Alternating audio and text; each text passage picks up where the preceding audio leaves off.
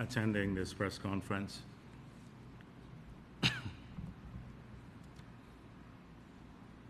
Today, the leader of the opposition had a press conference, and I think a question was asked of him as to who will represent APNU in Washington, and I will speak of that trip shortly. So he said to, I think it was Chabrol, that before he leaves for Washington, he will issue a press release with the members of the delegation. He was reluctant to say who there were. Now, yesterday, the Village Voice, closely aligned to the PNC, issued a statement as to who would be part of the delegation. And you would notice the first picture. I don't think Norton, this is the headline picture, Norton is not there. And then in the second, tucked away in the article, this is what they have. It's members of the delegation to Washington. 8 opposition members of parliament head to Washington, D.C. So this begs the question as to whether Norton knows what's happening in his own party and whether the Village Voice is running APNU AFC, well, APNU, let me say PNC, the PNC, and whether it was Rickford Burke who chose the members of the delegation and not Norton. So just this is very revealing for me personally. When the person in charge of a political party says to the media he is not decided as yet who will go with him to Washington, and he will tell the media later, and then an arm of his party already determining who would be members of that delegation, and giving even more prominence to Roysdale Ford than Norton himself. Clearly, this represents the confusion in that party. Now, Mr. Norton has been traveling a lot recently, so I looked through the transcript of all that he said abroad, and I don't think I have to respond to anything. I don't have to respond to anything. It's the same old arguments. PPP discriminates against Afro-Guyanese. PPP doesn't have a plan to run the country. They will do, the APNU has a great track record of economic development in Guyana, that they have a solution for climate change, not that we are wasting time by investing in adaptation measures, and the key thing is to move people to higher ground. So do not abandon the coastline. Do not put in infrastructure here. Let's go to higher ground. This is all that the common thread running through almost all of his engagements abroad. When I looked for substance in any of the the discussions he's had or the presentations he made to the diaspora, there's very little to be found. So what struck me again today is his position about the oil and gas sector. When asked about this, he said that they're being guided by a master plan, and when pressed to say who were the people who were guiding them within this master plan, he said that they had some secret policy advisors, and he was unwilling to make public their names now because he was worried that the PPP may criticize them. And he went on to say that they will not say what they're doing next because we will be prepared for that. So imagine at this stage in our development that the leader of the opposition saying that he has some secret policy advisors. We don't know who they are, whether they're foreigners, they're oil and gas companies, whether they're Guyanese, or they're the Kool-Aid gang, the fringe elements here, the OGGN or Glenlal, whether these are his secret advisors, but he can't tell the country this. The country must not know this because the PPP is vindictive.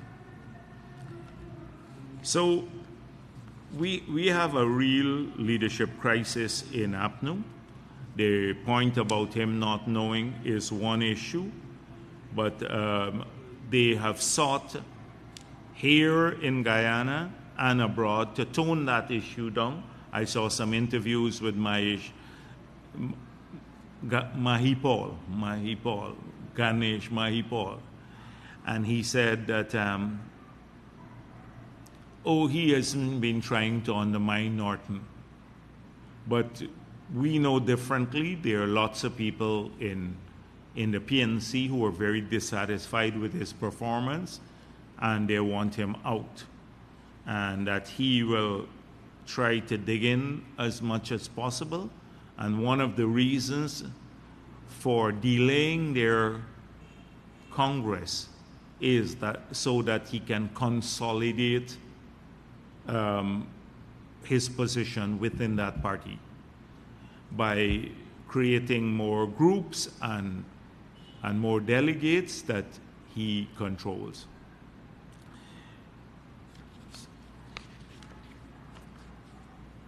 So we have seen this group that will be going now. We don't know if that's the exact group, but Village Voice has spoken that will be going to Washington. So I want to speak a bit about Washington and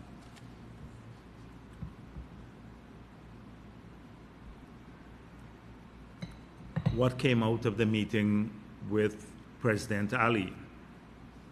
Now, from the releases we've seen so far in Guyana,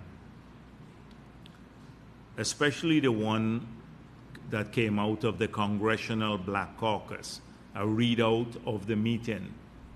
So that will give you an indication of what was discussed in that meeting. The readout was very clear that there were three sets of issues that were discussed with President Ali. One had to do with energy and food security. The second, enhancing regional economic prosperity. And the third, sustainable environmental stewardship. This was the readout from the Congressional Black Caucus. So clearly, the Congressional Black Caucus believed that we had strategic areas for collaboration between the United States of America and Guyana. They believed that we could work together to enhance regional prosperity, that Guyana can play a very important role on food security and also energy security, not only for this region, but for the United States itself. And I think they believe that we have a great plan to tackle the environment and make a contribution to the fight against climate change. If the team that goes from the PNC were asked any question relating to these matters, what their policies are, they clearly would have a hard time answering any of these questions, because on each of these matters, they have not defined a national position, much less have an international position on the issue. On environmental stewardship, they can go back to that Granger Green State strategy, but that is worthless. It's worthless from the perspective of a contribution to climate change, but earning resources for this country. And in terms of energy and food security, we have a number of secret advisors on the energy side. So no national, and they can't tell the country their national position as yet, because they're afraid the PPP will respond to that. So how are they going to tell the Congressional Black Caucus anything about energy security? And on food security, they have a dismal track record of taxation in the agricultural sector and destroying the industries. The sugar industry, the rice industry, almost every industry associated with food security.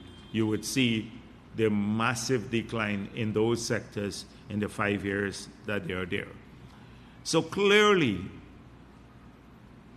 they would have nothing to say in relation to the key issues that the bilateral engagements between the United States of America and Guyana have focused on,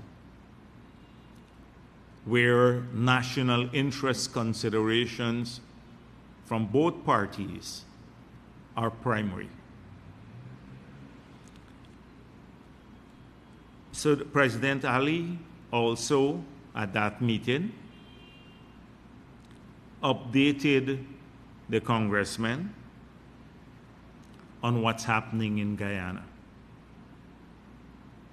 on education and healthcare, public infrastructure, and job creation and expanding prosperity here in Guyana. And we have a track record in these areas too, that APNU doesn't have. This year alone, 10 schools would be built, 17,000 scholarships since we got into office, aiming for free University of Guyana education, restoring the children's grant, all of these to support, and many, many other things to support expanded educational opportunities for our people. And it's done equitably. All of our children got the grant. The scholarships, if you look at the composition of the scholarships, the ethnic and regional composition of the scholarships, you would see that it's also balanced. On healthcare, President Ali updated the Congressional Black Caucus about our activities to expand healthcare across Guyana. And if you look at the investments being made, they're in every region. New Amsterdam, here in Georgetown, in Essequibo, in every part of the country, 4 hinterland regions, the expansion of the upgrade of the hospital in Linden, Skeldon, everywhere else, and more. So again, enhance access for all of our citizens. Public infrastructure, you would see, in spite of what the Kool-Aid gang has been saying, that in every region, public infrastructure and in every community has been growing. So what are they going to say? Nigel Hughes will go to the Congressional Bloc Caucus or a couple of others and take a list of roads being done in Region 5? Because we have already laid the ground for that, and we would respond appropriately. President Ali then spoke about democracy issues.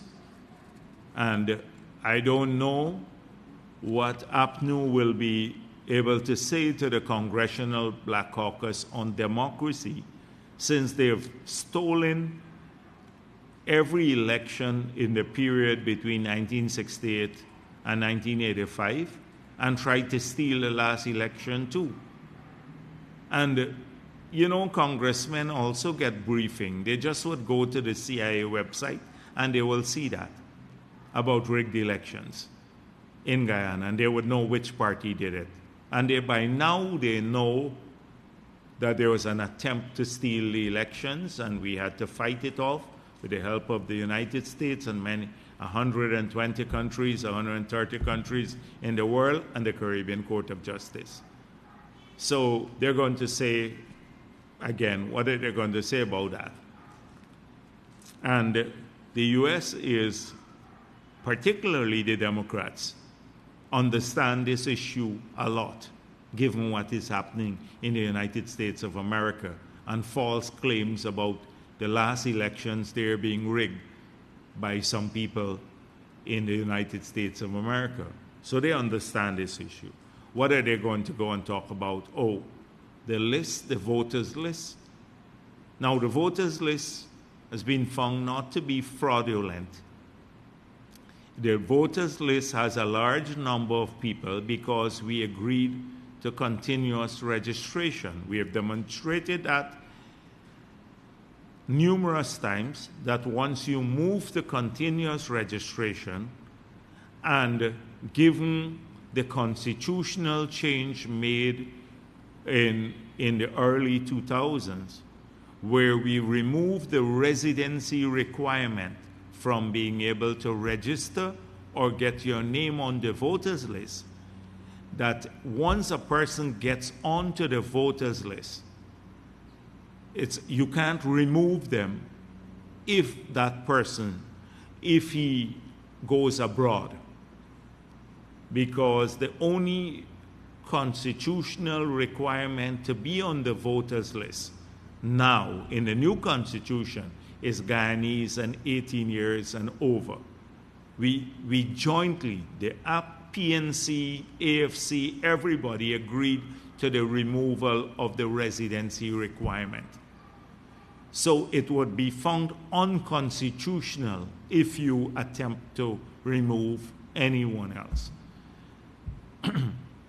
We made that clear already. That's a constitutional issue.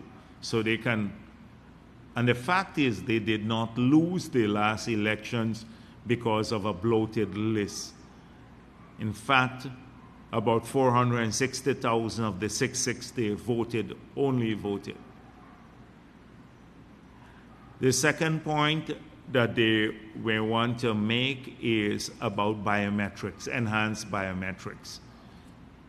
And we are in favor of enhanced biometrics, provided they don't disenfranchise people.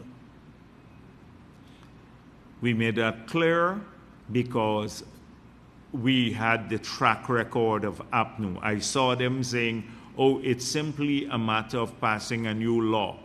Well, we passed a new law in the period running up to 1997 that had the support of all the parties. When APNU lost the elections, they challenged the law as unconstitutional, requiring people to vote only with ID cards. The Constitution of Guyana does not say that. So the law was struck down, that it was unconstitutional. The use of the ID card to vote in 1997 was struck down as unconstitutional, although all the parties agreed to that. And Claudette Singh vitiated the elections, and we lost a couple of years of our term.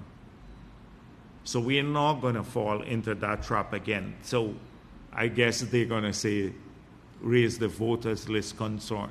But we've already briefed people about that, not just the congressional black leaders, but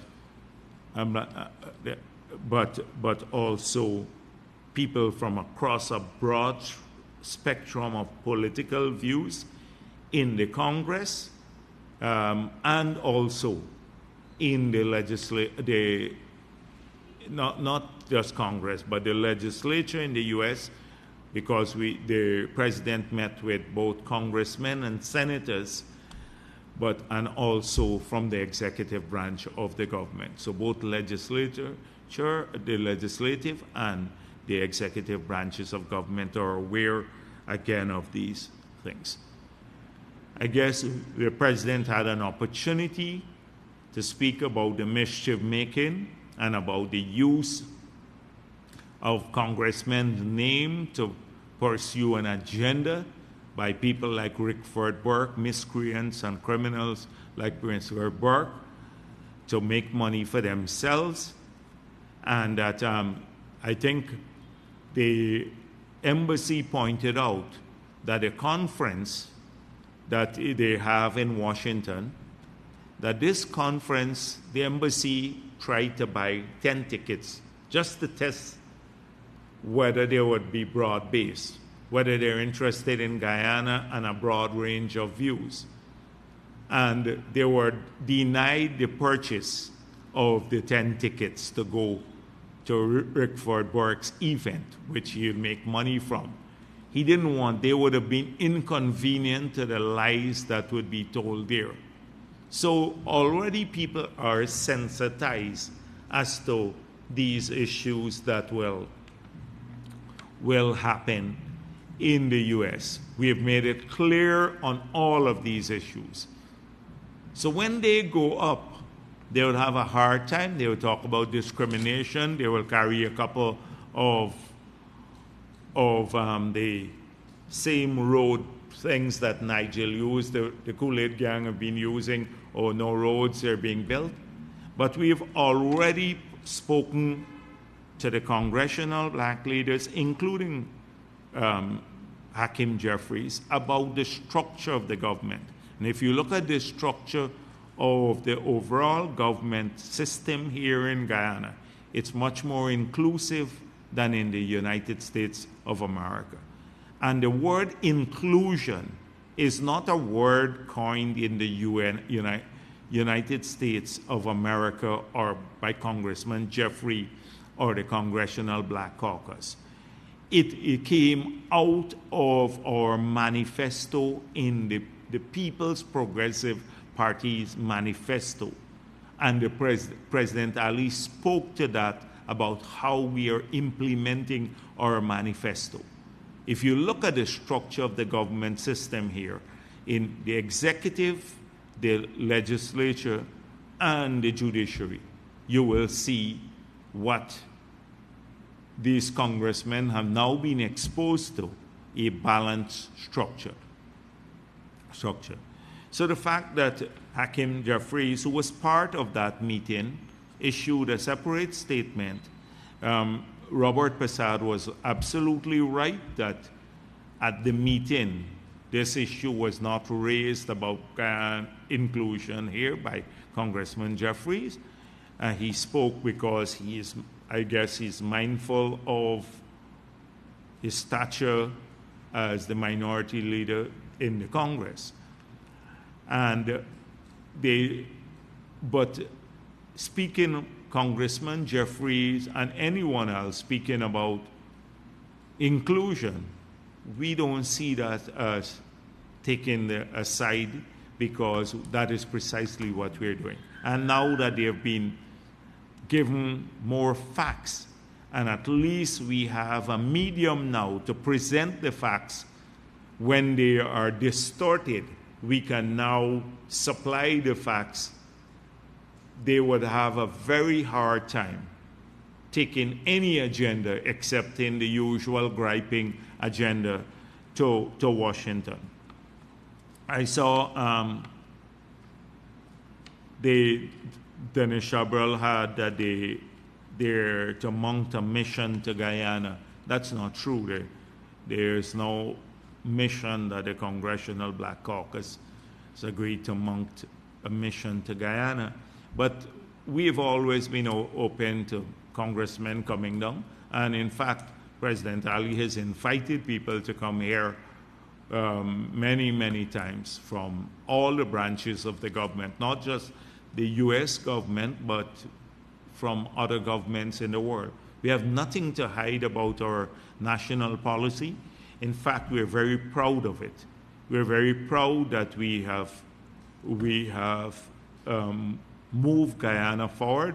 We have kept our promise, or the promises we made in the manifesto, and that we are managing the country for all of the people of Guyana.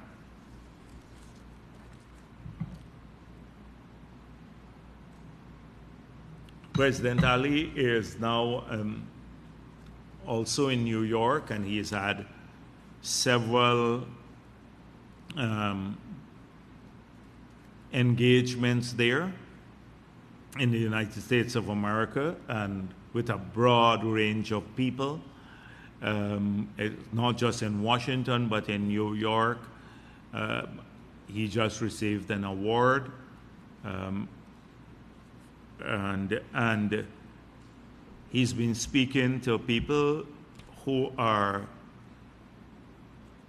major influences of public opinion, because we need to get the narrative of the story, the wonderful story taking place now in our country, onto the global stage, and he's been doing a great job at that. A few nights ago, he was with President Clinton. I had the good fortune of also speaking to President Clinton on the phone from that engagement.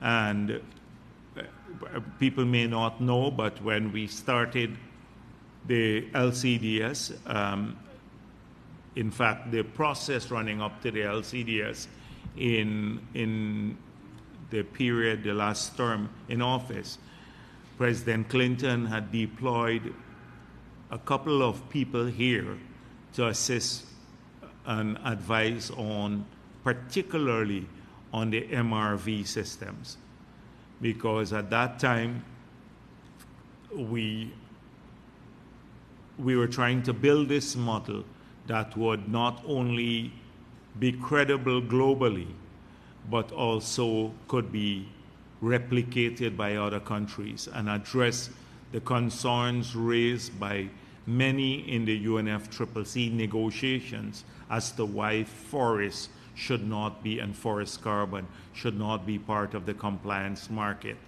And so monitoring, reporting, verification, satellite probing was a crucial part of measuring results. And he deployed some people in that period. I thought he did not remember, and he remembered it.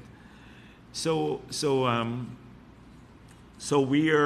President Ali has been doing a great job bringing the story of Guyana to the rest of the world. And so what is this story?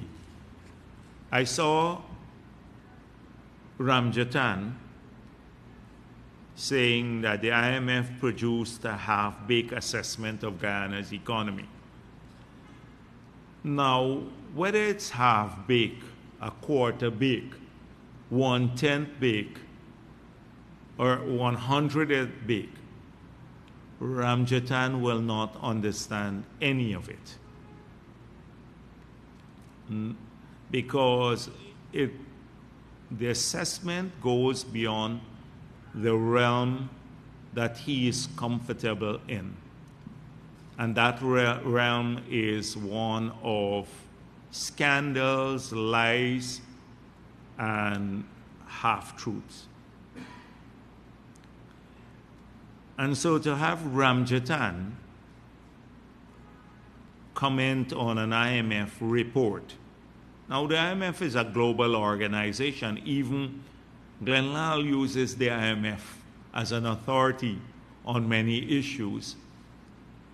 To think that the technical people that they deploy in this country would put in a report on essentially technical matters, falsehoods, because it is a little out of the way, in fact, and I'm being very generous when I say that.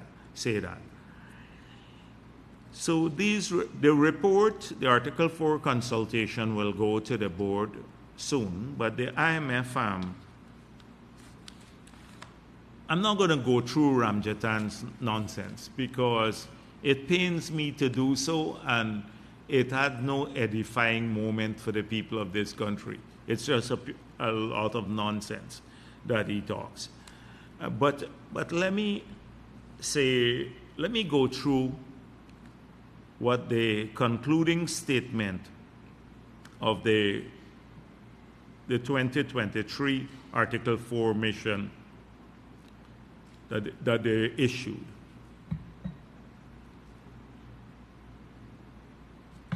So I can spend a very long time on this because there are a lot of technical matters here, and I don't want to do that today. So I'm just going to go to a few key heads that they highlighted in the report. So the first says the Guyanese economy continues to grow very rapidly, supported by the government's modernization plans, including the unparalleled oil sector expansion. So clearly there is a government modernization plan that they have seen and they're reporting on. You would recall that our counterparts, the opposition, they're keeping their plan secret. So far, they had nothing to be proud of in the 5 years, but the new plan they're keeping secret. So it goes on to say, oil production is ramping up with coming on stream of a third oil field, and growth in the non-oil sector is supported by the implementation of a fast-paced public sector investment program focusing on providing transportation, housing, flood management infrastructure, and raising human capital. So we took time to explain to them, show them all the documents about our plans to raise the quality of human capital in Guyana to respond to the new economy. That includes health plans, education plans, etc. They saw the rapid expansion of the housing program that was practically non-existent on the APNU. They've seen not just the infrastructure programs, power, highways, etc., but the community-based infrastructure. So that's the first issue they raise. Secondly, after a strong 2022, in the first half of 2023, real non-oil GDP grew by 12.3%. So non-oil GDP grew by 12.3%, one of the highest figures in the world for non-oil GDP. CPI inflation reached 7.2% at the end of 2022, in line with other countries in the region. So you would recall people talking about cost of living. Norton and all the Starbuck News has a running series on cost of living. What they're saying here is the CPI last year, at the end of last year, that's a consumer price index, reached 7.2, or grew by 7.2%, in line with the other countries in the region. What was different here in Guyana is our mitigating measures. Last year, we paid out about $5 billion directly to assist people on cost of living measures. We lowered the freight charges. We levied the taxes on lower freight charges.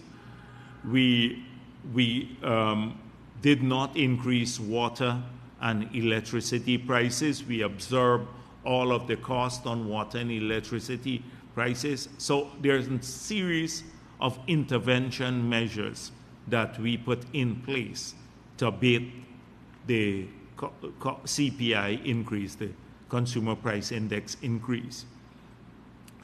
So, but our inflation was not unusual because it was in line with other countries in the region, including the United States of America. So although we had a massive investment program and our capital budget grew by over 100% from the previous year, our inflation was in line with other countries in the region, and there were mitigating measures. And so I continue now from that point and declined to 1.2% on a year-to-year basis in July 2023. So from July 2023 of 2022 to July 2023, the consumer price index only grew by 1.2%, lower than many countries. So that meant that the prices had started abating, and what we're already seeing in the market. Of course, you're going to have some seasonal issues, like with the drought. We've seen an escalation in the price of vegetables and other things, because lots of the farmers are calling on us to see if we can get fresh water to them. They can't water their vegetable farms and a whole range of stuff because of the prolonged period of the dry season. So two important points made there: that there was a rapid growth in the economy. We have a government modernization plan that is supporting this growth, that the consumer price index in Guyana has grown in line with regional average, and there were mitigating measures in Guyana's case, and now it has declined seriously. The next headline says, the outlook for medium-term growth is better than ever before. I'm not going to explain that to people. That's the next one here. The fiscal and monetary policy mix is appropriate at this time. So that means an endorsement of both our fiscal and monetary policies. Remember, we don't have an IMF program, so they don't tell us what monetary or fiscal policies to put in place, unlike countries that are in a program. They come and review after they review. That is why these Article 4 consultations are done in every economy in the world. They just come and assess your national plans, unlike some countries that are part of the program where the IMF, you have to agree with the IMF on what fiscal and monetary policies to pursue. The fourth head says the authority's commitment to fiscal discipline is welcome and allows for a balanced growth path. So they're praising our commitment to fiscal discipline to allow a balanced growth path. So the diversification of the economy, the balanced growth path, the fiscal discipline includes the contracting of debt too, and our careful policy of doing so. I've explained that at length at another press conference that we had before about how the debt to GDP ratio and the debt service, that is the revenue to GDP ratio, both have declined significantly. So that is a great head.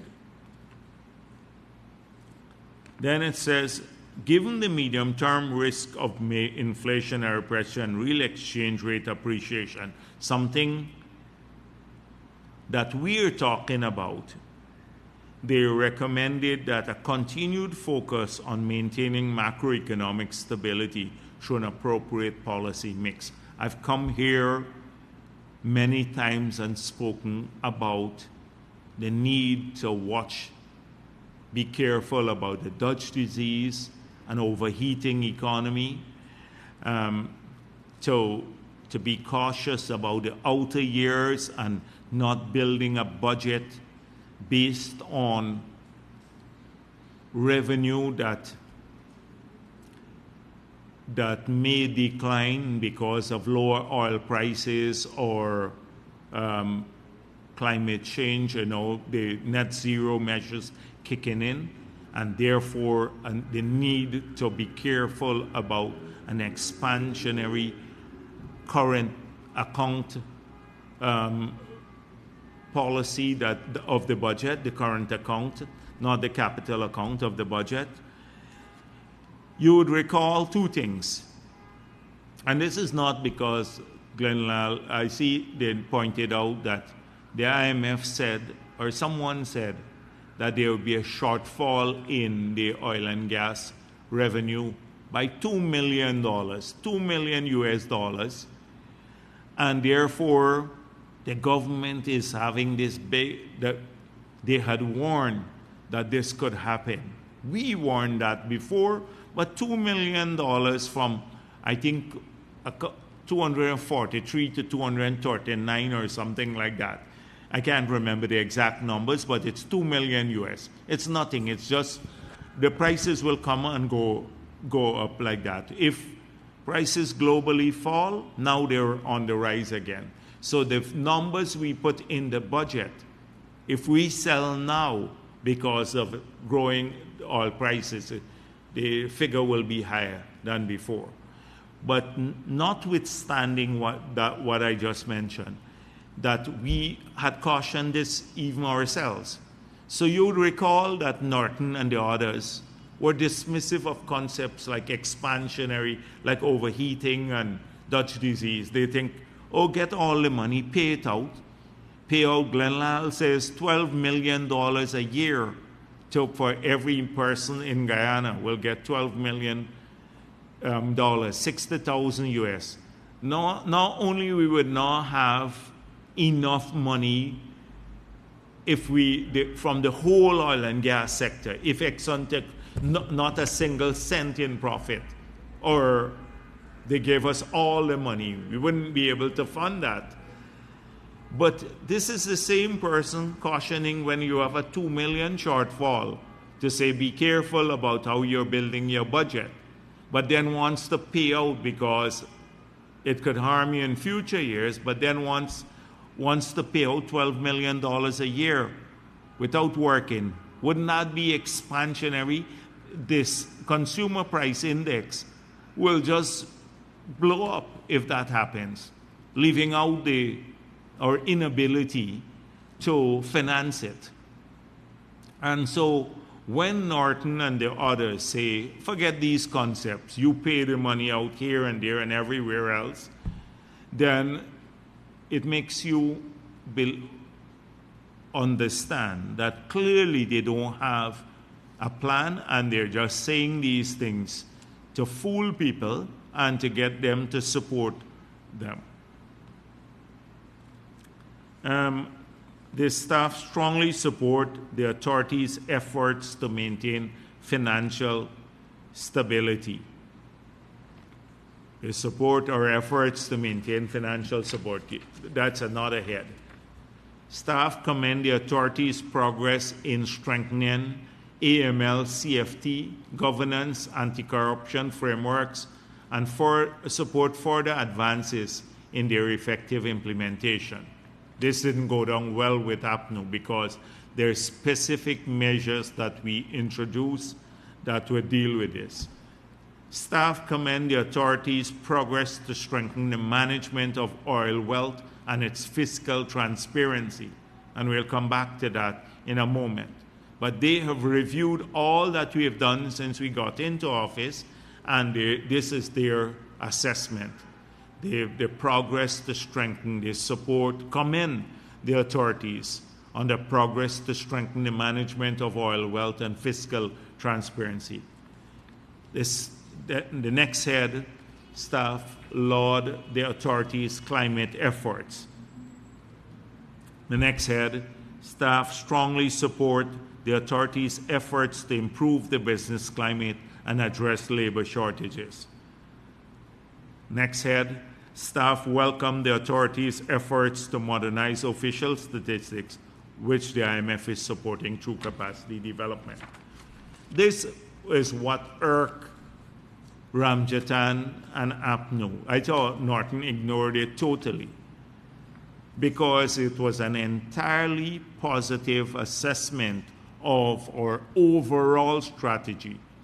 You hear the areas that it ran from fiscal policy to monetary policy to modernization plan, human capacity development, infrastructure for future growth, climate plans, official statistics, AML, CFT, anti-corruption framework, oil and gas, strengthening of the sector, etc. That is it. An overall complete assessment of all that we are doing in a whole range of sectors. And this is done by the IMF. And you're going to see the full report shortly.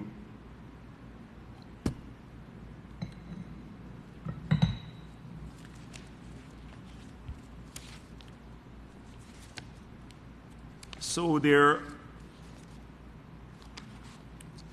a few things before I go on to the oil and gas sector.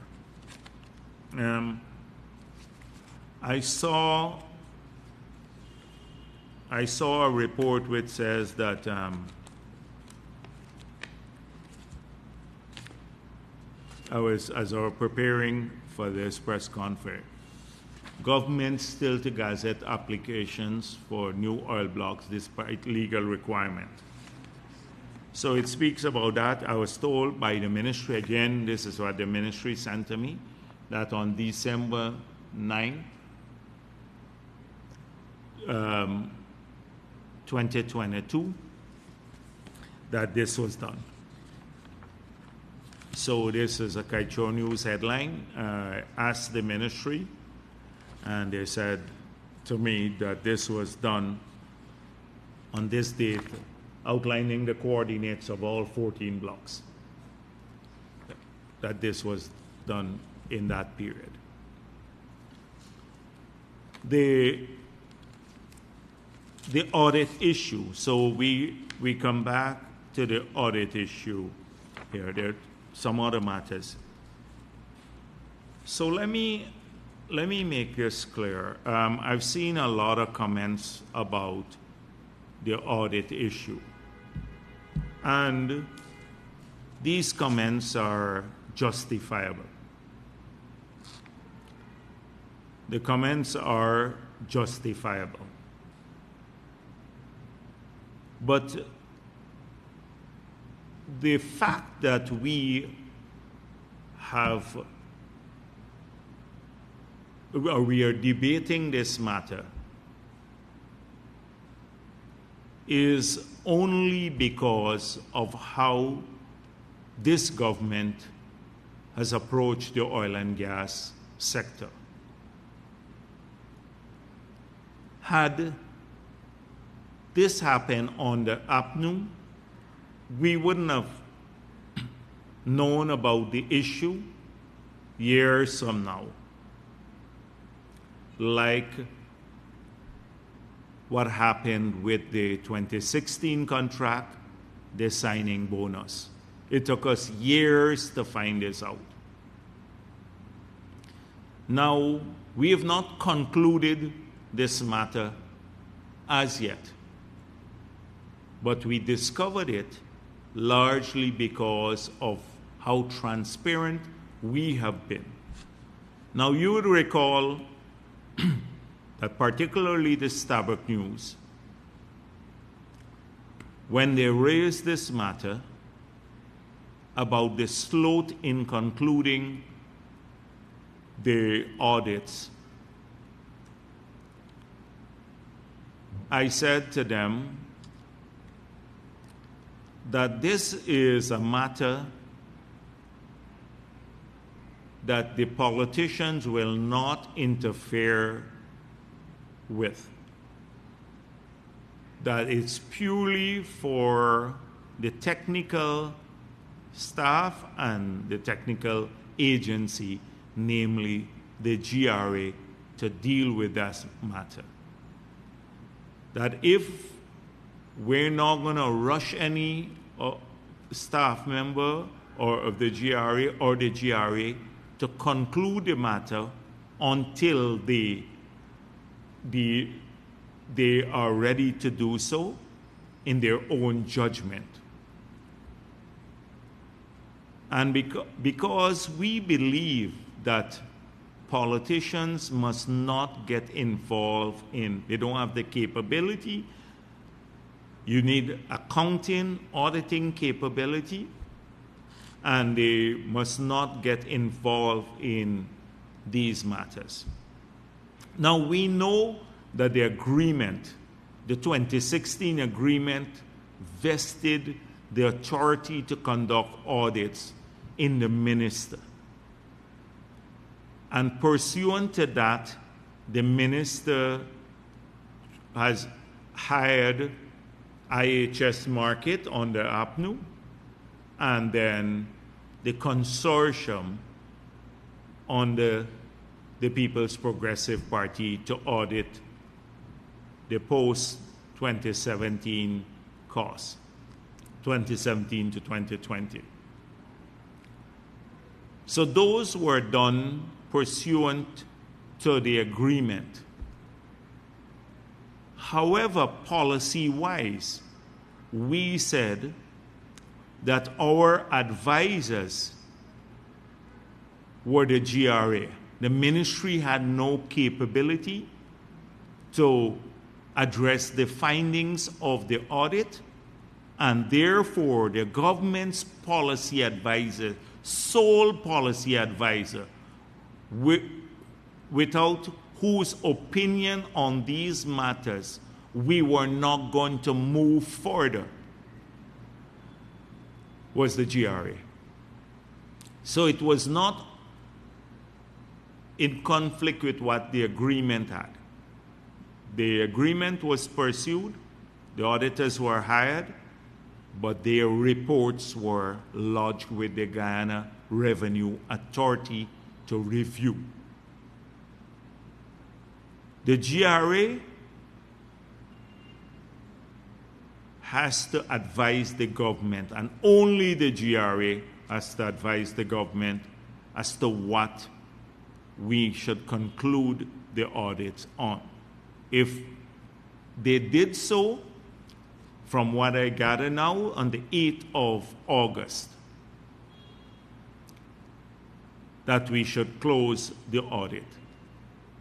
Subsequent to that, Vikram Bharrat and I sat in a meeting where the staff of the ministry said to us that figure had come down to $3 million.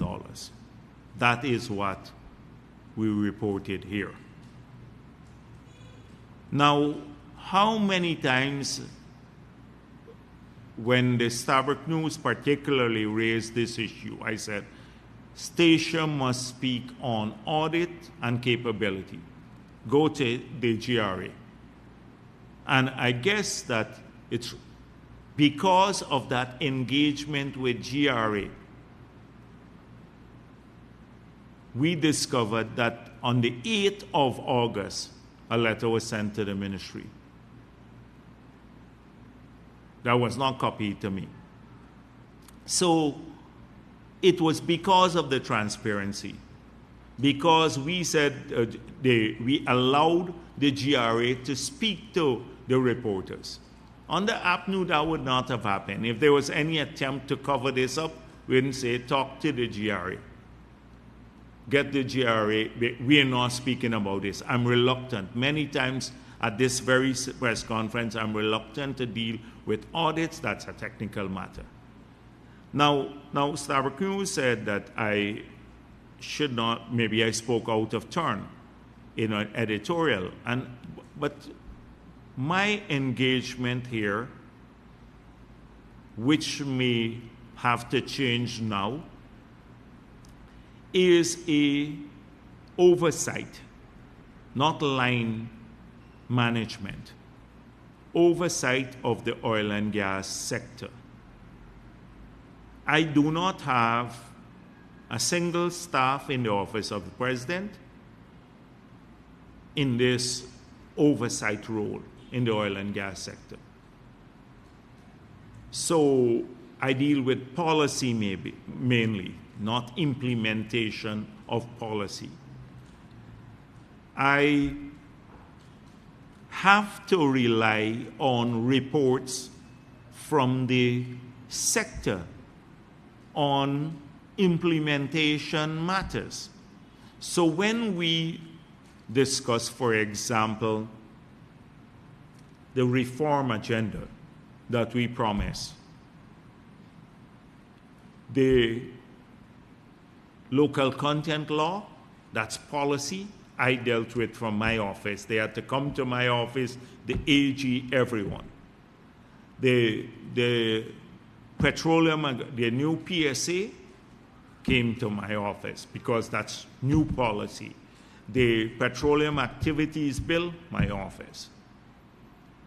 I am not charged, and I don't want to be, with the daily implementation of any of these issues. So we have to work based on reports. When I come to this press conference, I come with a report from the ministry. The minister himself, when I spoke with him, said although he sat in that meeting when we had the briefing, he also, although he has line responsibility, he thought that this was the GRA's position, given that we had publicly stated that the GRA is the government's advisor on this issue, and the GRA will have the final say in terms of advice, how the audit is concluded. So I spoke with President Ali, and the minister still, I agree that there should be a full investigation of this matter, and the minister still has to give a full report to the cabinet on what took place. I saw a report saying that it's because there is no commission that we have this confusion, Petroleum Commission. But this just imagine if there was no political oversight and it was done only at the commission, and the commission is made up only of technical people, then this probably would have gone through. So that's the converse of it, because at a commission which is entirely staffed by technical people who are not accountable to the electorate, if they made such a decision and the politicians couldn't say, we don't agree with that, we want GRA to deal with it, what would have been the outcome? So it could have been worse. So my position today is the same. We are waiting. We believe that there should be a full investigation. But we have not concluded the audit as yet, because now the ministry has to write Exxon, and that letter has not been written, to say the GRA, our advisor's last position is this, and this is our position. No money has been stolen. It's not like somebody has to give explanations how they engage with Exxon after this. And I believe also that we have to have a policy where people who, at the technical level particularly, who engage with the oil and gas companies or executives, that they must seek the explicit clearance from the ministry, and they must report back on the nature of every engagement. Almost a disclosure policy. It is something that I intend to propose to the cabinet, because we would never know what discussions actually take place in the interactions between the oil and gas companies and staff at the technical level. So clearly, this is not, I saw APNU saying, oh, they complain about the 18 million signing bonus. They attempted to steal the 18 million bonus by transfer it out of, not keeping it in the consolidated fund.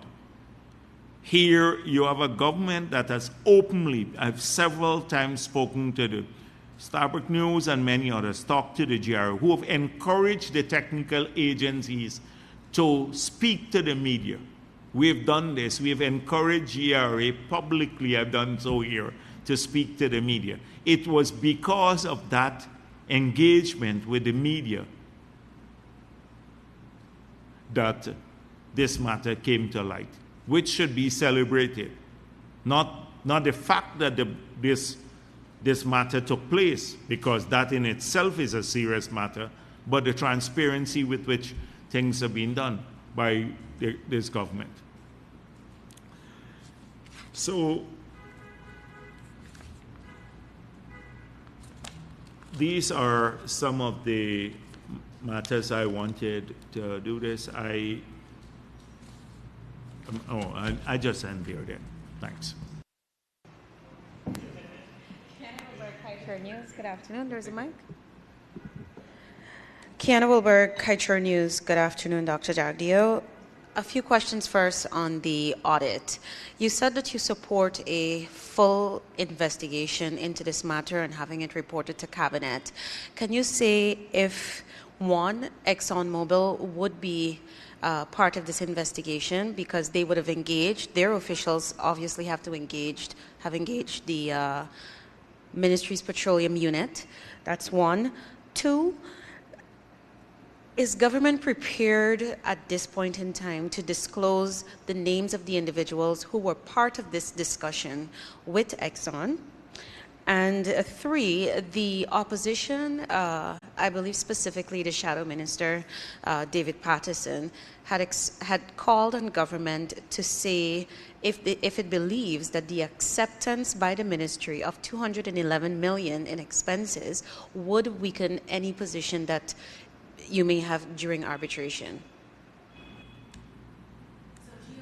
Yeah. It accepts the 214, and that cost was subsequently reduced to 3 million. So the last question, if it's an unauthorized action, on the last question, if it's unauthorized, as the minister said, he didn't know about it, it took place without his explicit or implicit agreement, and therefore I don't believe it would weaken our claims at any arbitration that they may follow. That's the first point. Secondly, I would want to await the full report from the minister to the cabinet, which will then the ministry would have to disclose to the public too. At that point in time, then we'd be able to identify who all the people are, who did this unauthorized contact with Exxon, and when it took place. And the third issue was, Exxon, of course they would have to be part of it, because not Exxon has to be part. We're not accepting this. We're not accepting anything that Exxon sent subsequently to the closure of the audit by GRA. And if the closure is 211, that's it. Okay? So we don't know what they sent, and I'm not really interested in it, because that could be sent and claimed that arbitration should we go there. I'm more interested in who authorized this and why this contact, after the GRA had said we're closing it at this stage. Finally, on the audit matter, just as a means of clarifying any loophole that Exxon may have at its disposal to exploit, the contract says that there's a 2-year timeline, as we've acknowledged before, on auditing. However, government has made it clear. I remember I dealt with this issue because we had gone long past the 2 years, even before.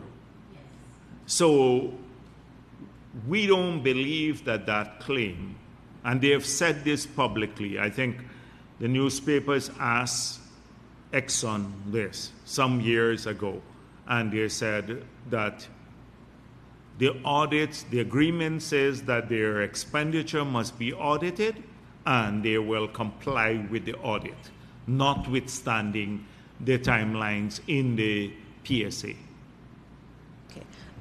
That was very clear to me, but what I'm asking is government, do you have anything concrete to protect yourself in the event that Exxon or someone decides to walk back on their word?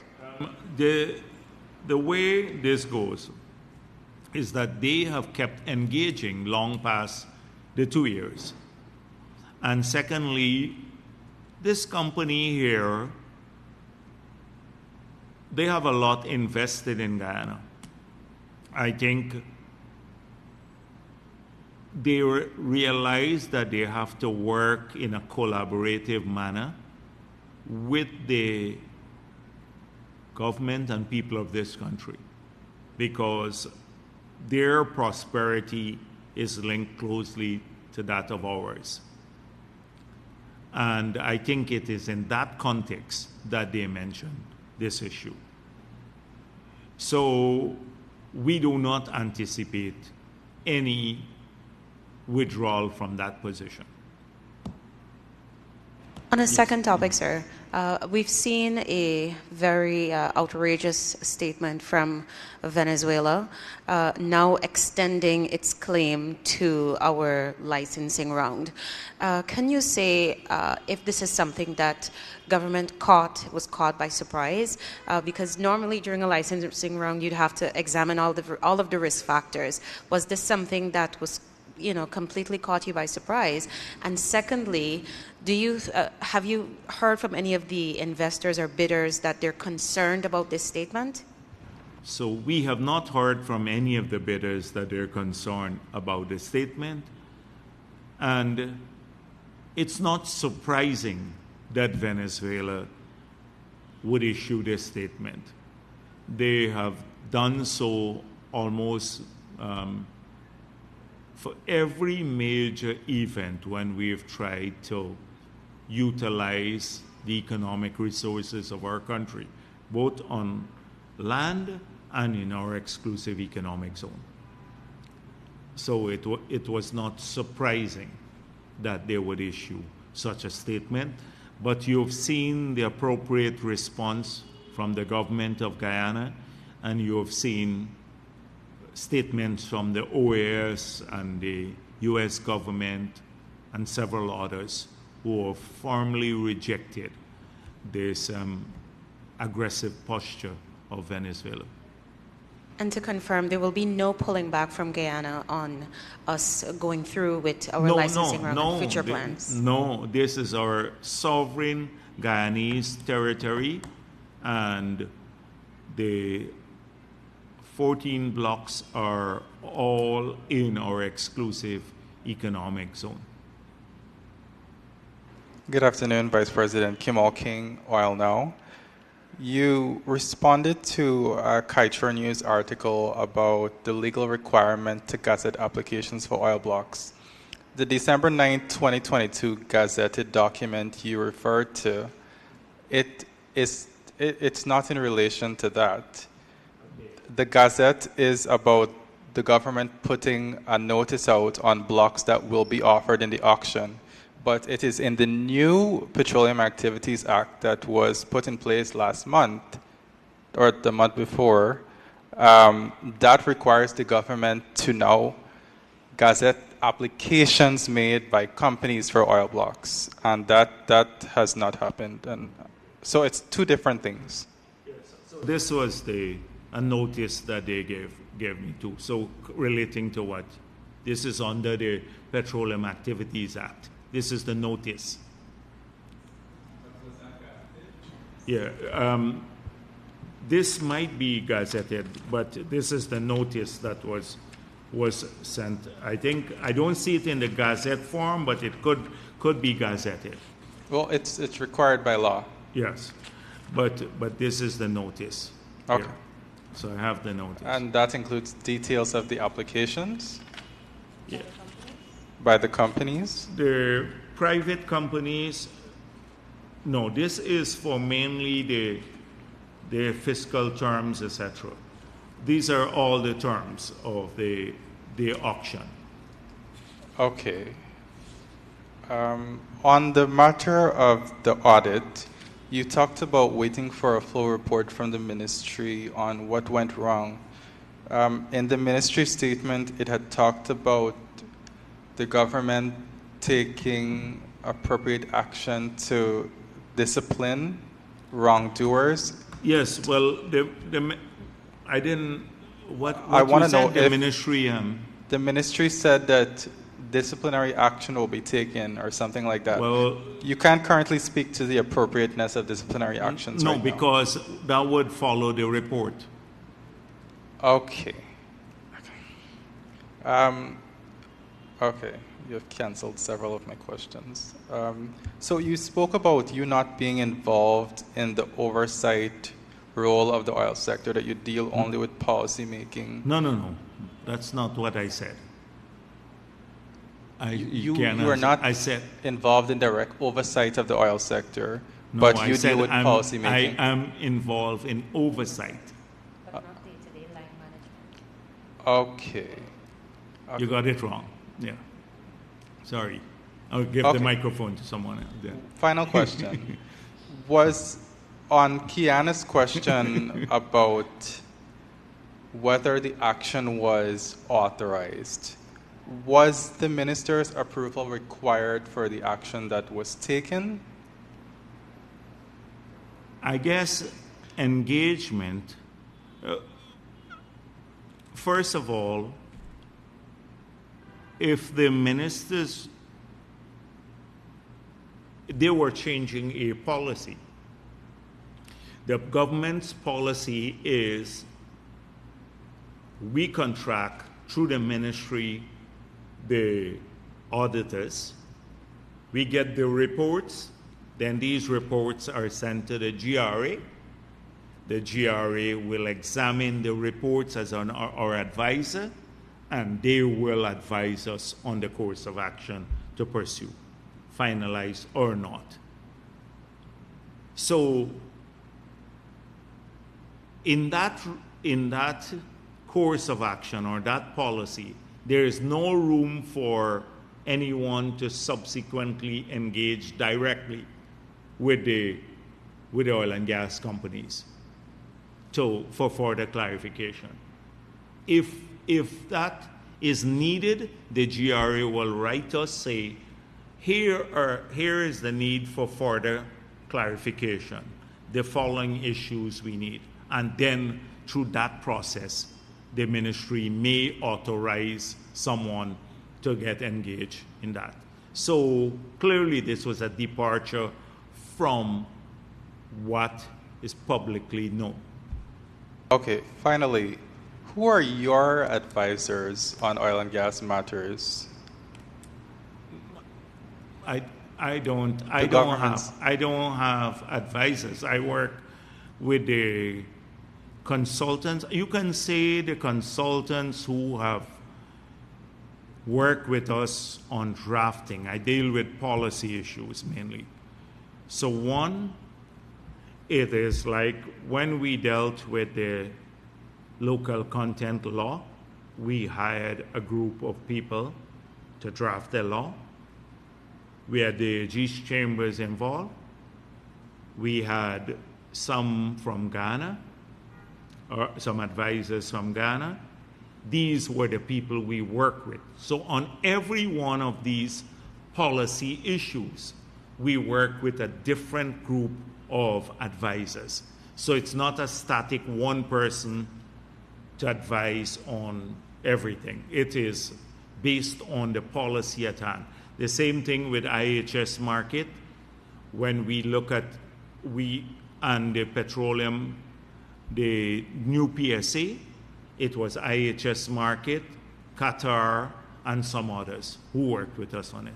So that is it. It changes based on the nature of the policy, not a single person doing one thing all the time.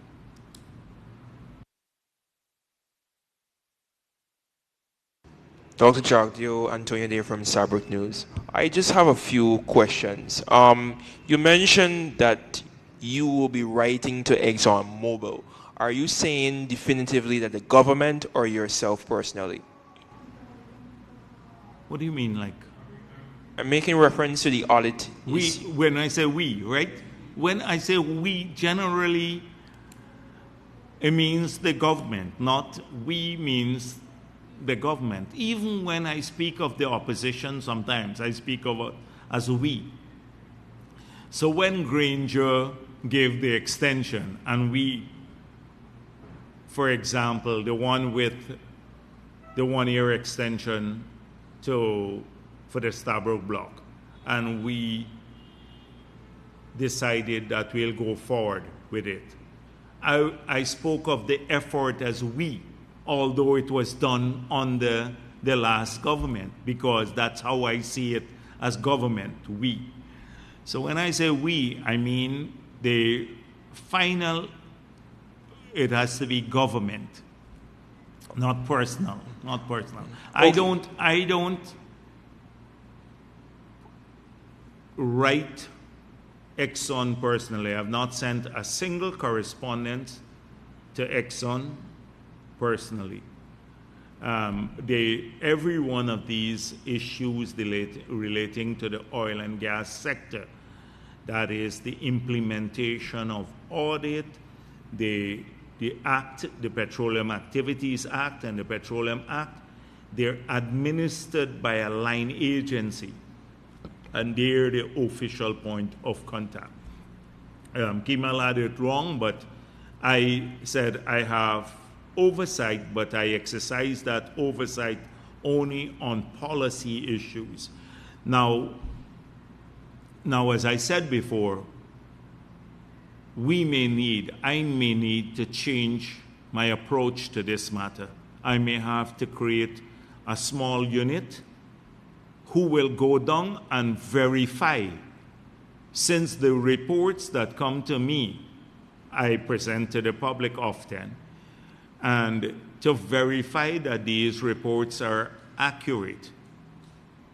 Because I've had calls on several occasions, and a few of the reporters here are very familiar with what I'm talking about, that when my report, the last report that I got, you recall, they said that to me that the relinquishment was done in 2019, and I just came out of a briefing. They said the relinquishment was done in 2022, when it was done in 2019, having come just from a meeting and a briefing. And so that I may have to change that approach in this regard, but the we there meant government. Okay, Dr. Jagdeo, I wanted to find out from you, would you say that there was a miscommunication in regard with the disputed figures for the audit? Because I know initially it has been $214 million, yeah, but it has now downsized to $3 million. Yeah. And there were reports that it appears as if the authority, the petroleum unit, the information did not emanate from the GRA. So could you be able to answer that question? Yes, well, that is precisely what the report to Cabinet will show. How after. You'd recall that several times on the Starbuck News with Marcel here, and they've asked, the audit question came up in the Starbuck News first, I think. It came up there for a while. And several times I say, the GRA must speak, GRA is the authority, etc. They would have to explain after the GRA advised to close the audit at a particular figure, how they reported to the minister and I that figure had changed after the GRA had done that. Into that the investigation ExxonMobil, since they are the subject here, they may be a part of the... No, I did not. That's... I said no. Okay, so okay. So I said that... Let me go back. I said that I'm not interested in what they submitted after the letter from the GRA closing the audit at a particular figure, advising us. Because those supporting documents could be presented should we go to arbitration, okay, on the part of Exxon. I'm very interested in finding out how they will engage after knowing that GRA was the one established by the policymakers to have the final call as our advisors on the matter. So that is what I'm interested in the audit. And if ExxonMobil reneges in that regard, what would be the government's recourse? Reneges in like what? In terms of if they don't fulfill this engagement. Which engagement? Okay, you said that based on the investigation, they're not a part of that. But if you said you're not interested in whatever information that comes from them, but if, let's say that they may be a party that is blamed for that, would and they refuse to admit their wrongdoings, what would be the government's recourse in that part? So really, the exercise that the submission, I don't know what was submitted, okay, to justify moving it from 211 to 11 and then 3. That's what we were told. 11 and then 3. I don't know what supporting document was submitted to the ministry. What I know of is that the 211 is where we closed the audit. We're not interested in any supporting document at this stage. If that is what our advisors say, we close at 211, then there we have a dispute with Exxon as to the figures. And that dispute in the agreement says could be resolved through arbitration, at which both parties then present their case to an independent panel. And then the independent panel would say, okay, they are an independent person or panel. And that person will say, okay, it's justified or it's not justified. So you understand? Yes. Mm-hmm. Good afternoon, Dr. Jagdeo. Good afternoon. I have a few questions. The first one is, do you agree with the IMF's advice that oil-producing nations should scale back on granting tax breaks to oil companies and subsidies and so forth? I agree. Okay. Straightforward. Which we have done through the new PSA.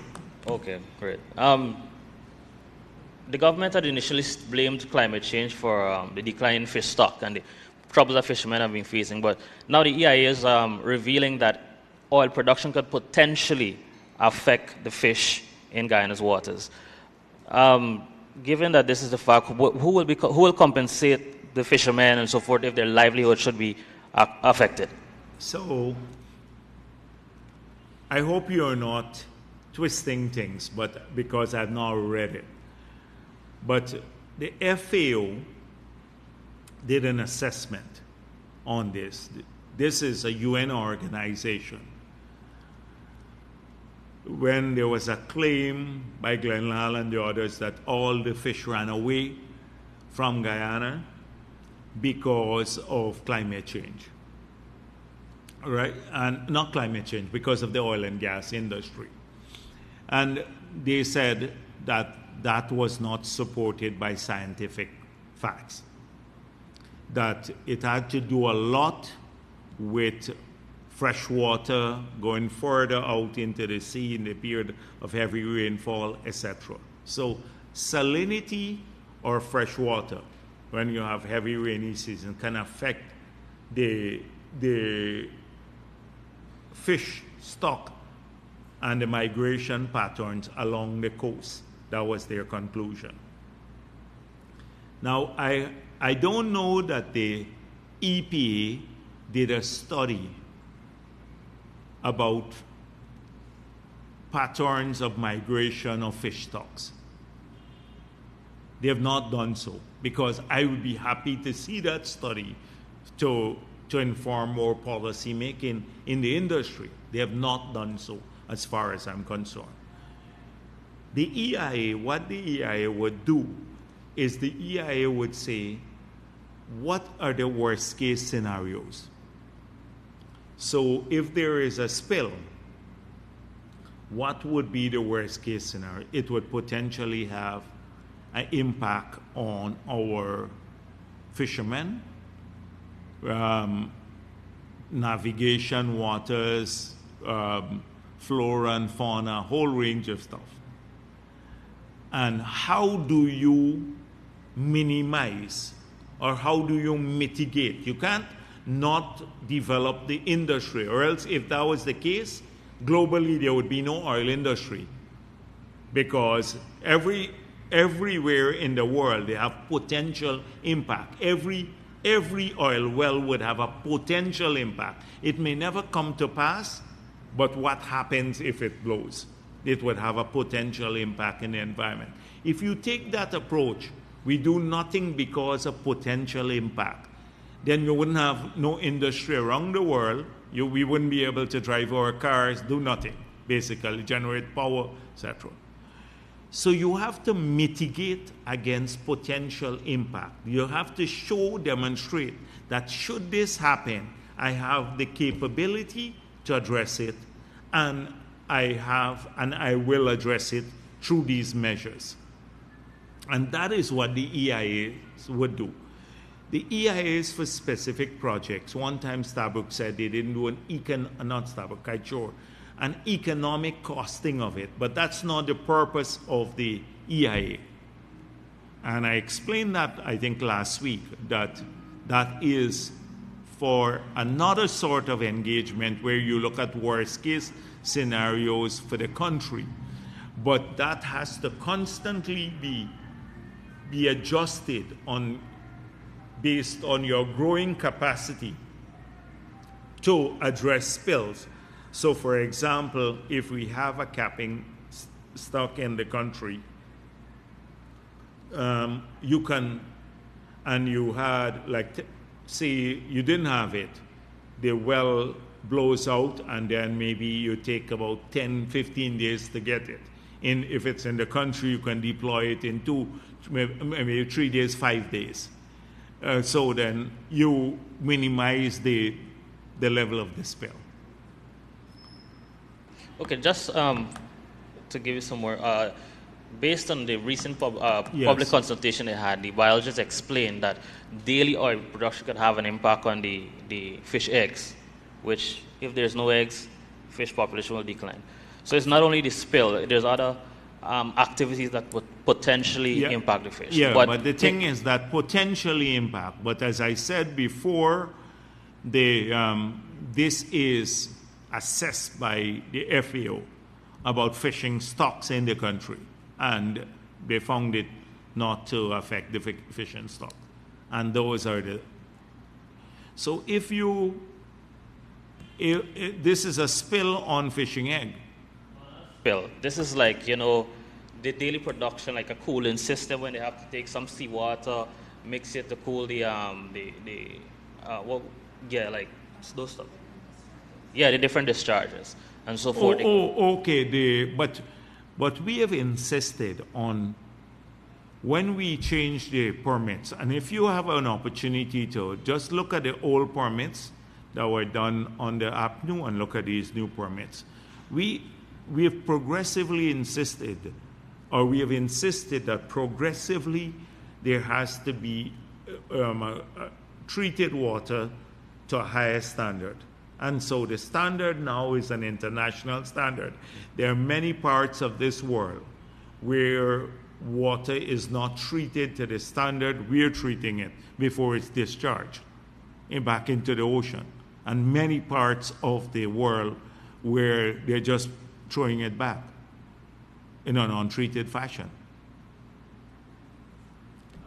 The next question is, recently we see the AG taking a stance, or the government taking a stance, that reckless road users should pay for damage to property, but or damage when in case of accidents and so forth. What about the industrial sector, whereby we have these container trucks and machines that could damage the roadways? Will a similar system be put in place for them? I think people who damage public infrastructure, they should pay for it. It's as simple as that, wherever this occurs. And this is proliferation of something else we got. So people don't have, we're trying to clean up the roadways and stuff like that. We were to put in a commercial system. For example, if you want a billboard, you should buy this space and then put up a proper billboard, and then we can utilize the money to maintain the parapet just by the billboard. So our highways look clean along the sides and stuff. People have a habit now. If they have a product, they just go and build a billboard just like that. Today I came down, some of the billboards are being taken down again. There people just go, they stick up 2 things there, they put on their billboard. They get some agency to do it without any authority. Without any authority. If they were to do that in another country, they'll be charged. They would have a whole heap of penalties. But in this country, people just go and they put up whatever they want. They make the place dirty. It looks like the cardboards. I come up the East Coast, I see a lot of cardboard they're nailing these shows on all of the posts. After the cardboards thing, I said to our people, and there are others, take down the party flags because we still have some party flags on the lantern posts. Take them down, local government elections are over. But they put this cardboard and then the rain falls on it. Well, we are dry season now. And then they leave it there. Never take it all back. A main street, a company would just go and put up their things just like that. They don't believe they have to pay for the use of the posts or public places or anything like that. The same thing we have with people who, on the highways now, I'm not talking about people selling and stuff. We want people to earn a living from vending. But they go and they put sometimes permanent structures. They just build a square thing and plunk it next to the side of the highway. So just imagine now they're selling something there and vehicles having to stop there all the time on a highway. It causes traffic jam, etc. And when you talk to people, they believe that the government doesn't want to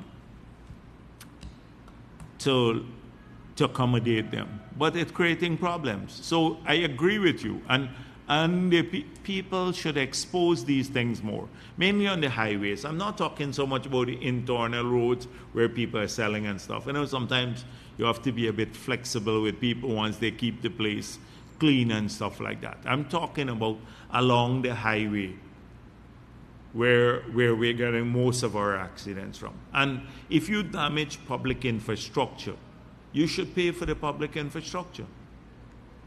Just for some more clarity. But maybe there should be a campaign by the news outlets to look at this too.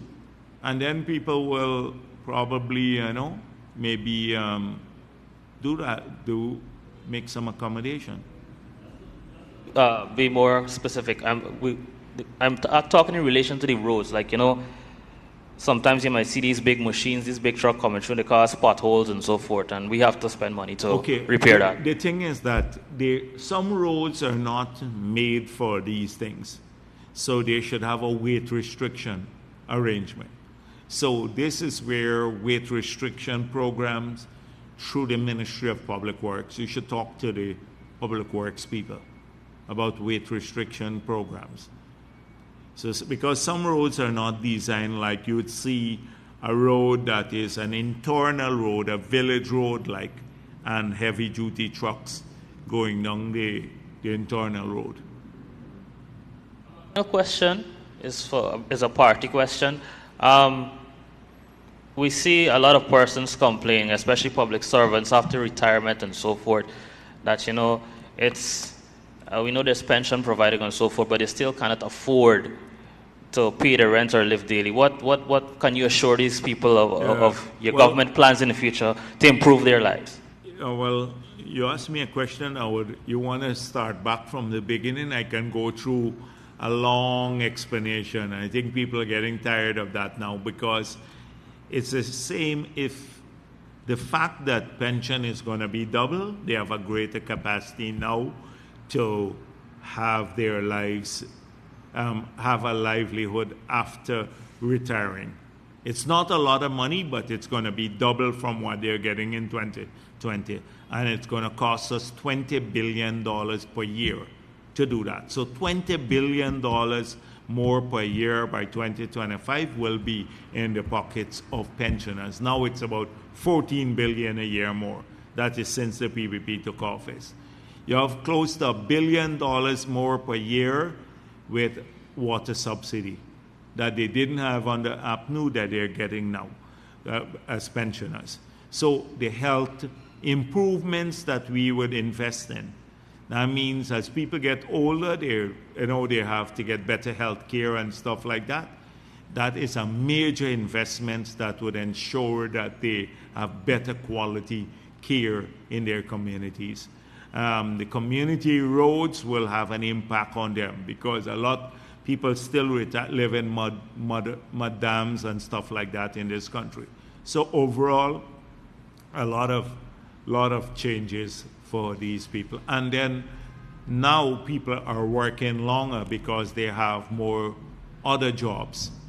So someone may retire from the army at 55 at the officer's level, but they go on to work in many other places because there are more jobs now. There was a time when there were less jobs in the country. Now many more jobs.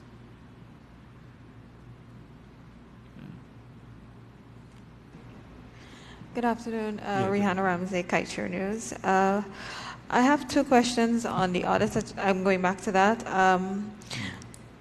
Can you provide an update on the audit of Exxon's US $7.3 billion cost that was awarded in May of last year? And when is Guyana likely to commence the audits of costs racked up by the company after the period of 2018 to 2020? So we already did that, the 2018 to 2020. It's done. So we're not going to commence it now. It has already been done. And it is with the GRA now. And the details of, you heard what I said earlier, that anything to do with audits, which I've said over the past maybe 5-6 months now, should be dealt with at the technical agency. Anything to deal, if GRA wants to release the IHS market report, we don't have a problem. If GRA wants to release the other report, that's fine with me, or at the technical level. The one that was done for 2018 to 2020. That's fine with me. But they must make that call, anything to do with audits. But that one that you asked, when we will commence, it has been done. The first. Yes, but so beyond that, so once this one is completed, so what has happened, we made it clear that we wanted to build local capacity on these matters. So the next phase is 2020 to maybe 2022. We probably have a cutoff date. So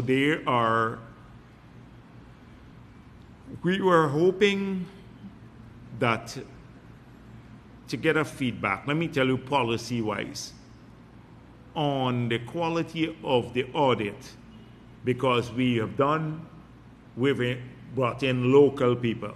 The same thing that APNU said we should do local people and all audit. We have done so for the first time in 2018 to the 2020 audit.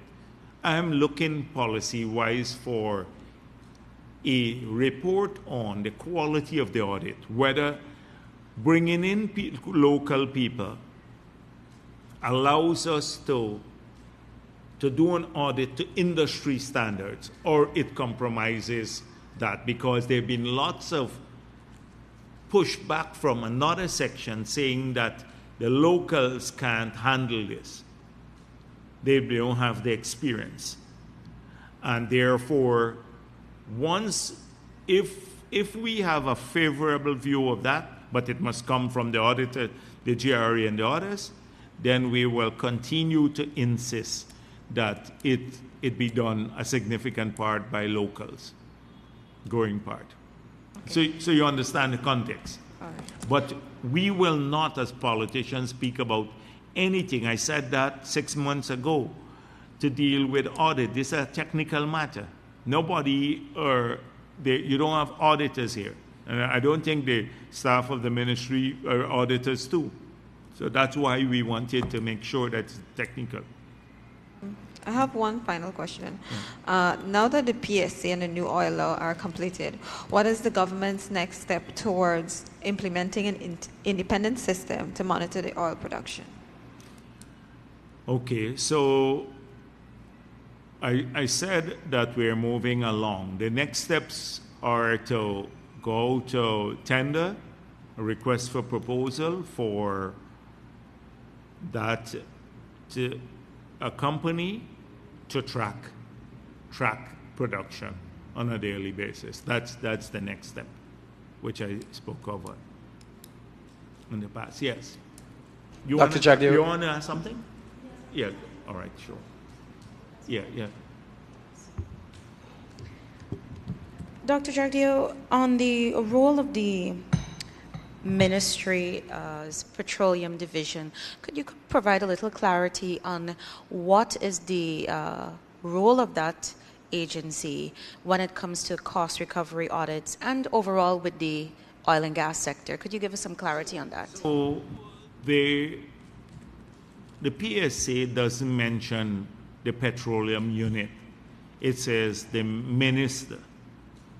So the minister, I think, he has used the unit to their work on the terms of reference and everyone else for contracting the original audit. And there are two original audits so far. The one dealing up to 2017 by IHS Markit, and then the second one, a consortium. That is the extent, from my understanding, of their involvement.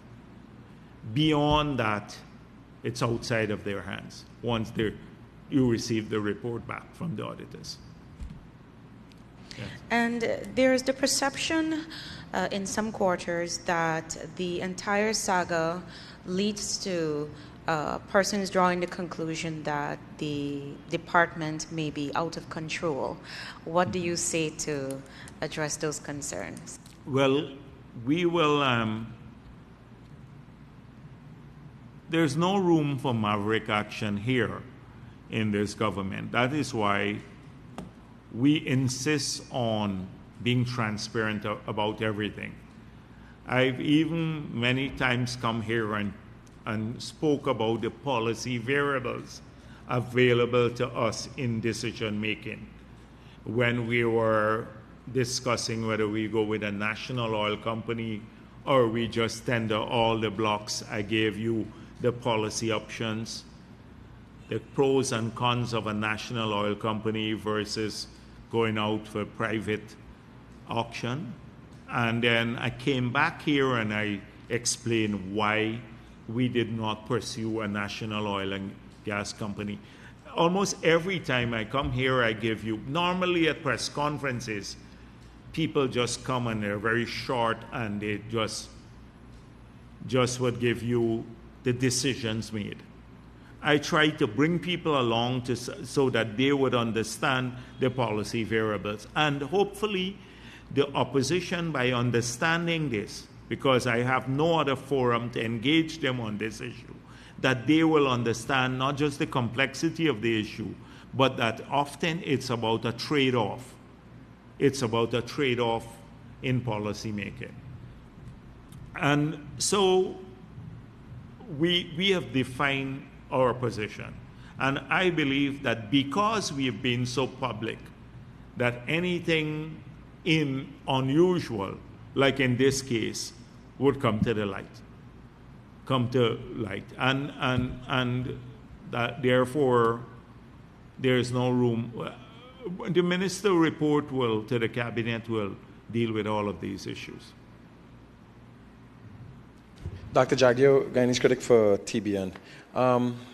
It seems that, I don't know if you've addressed it, I'm a little late, but I don't know if you addressed it earlier, but I would love for it to be addressed. So the regional chairman has been charged for abusing his wife. He has been found to be a serial abuser now. And it seems the only person that has voiced, asked for his resignation is the opposition leader, somebody you ridicule many of times. He seems to be the only person who've come out and spoke about this. You haven't said anything. Red Thread hasn't said anything. The Human Rights Association hasn't said anything. Everybody seems to be silent on this. What is your say here? So, you know, this is a politician. And we've been very careful about how we intervene. If we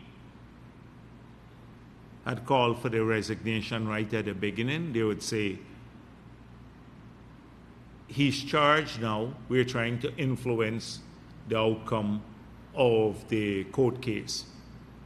Now, personally, if you ask me, I know of this trauma. There was another case recently that got withdrawn against the same gentleman.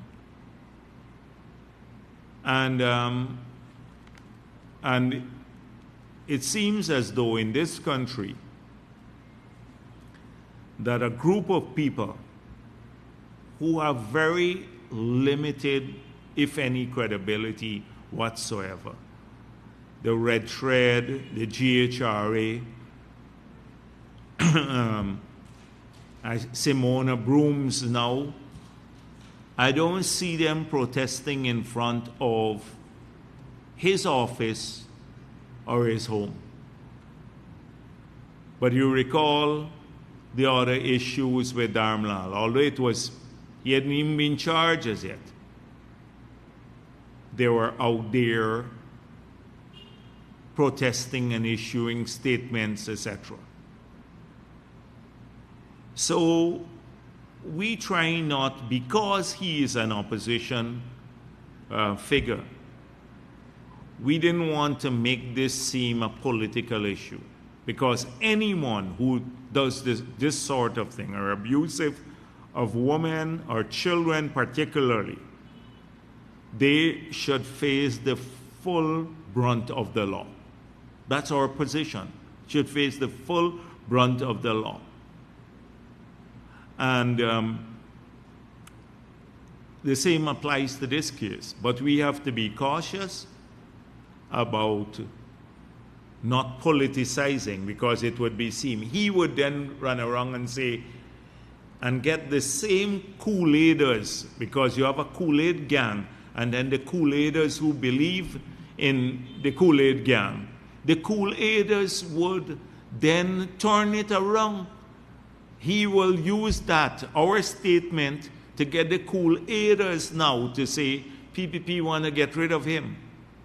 He'd use it as an excuse. So sometimes we're very tactical about these issues. We don't want the Kool-Aiders who believe anything want, to start justifying him and supporting him.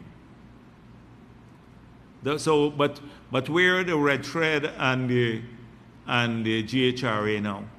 I guess you want to bet they come out with statements now that Norton has spoken, because their party leader has spoken. The GHRA and the Red Thread will now come out with statements because their party leader has spoken. And I guess TIGI too will come out with a statement. Anything else? If not, thank you.